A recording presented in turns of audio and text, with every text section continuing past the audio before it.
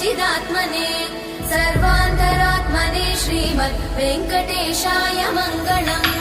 स्वतः सर्वविदे सर्वशक्तये सर्वशेषिने सुलभाय सुशीलाय वेङ्कटेशाय मङ्गलम्। परस्मै ब्रह्मणे पूर्णकामाय परमात्मने प्रयुञ्जे परतत्त्वाय वेङ्कटेशाय मङ्गलम्। आकालतत्त्वमशान्तमात्मनामनुपश्यताम् अतृप्त्यमृतरूपाय वेङ्कटेशाय मङ्गलम्।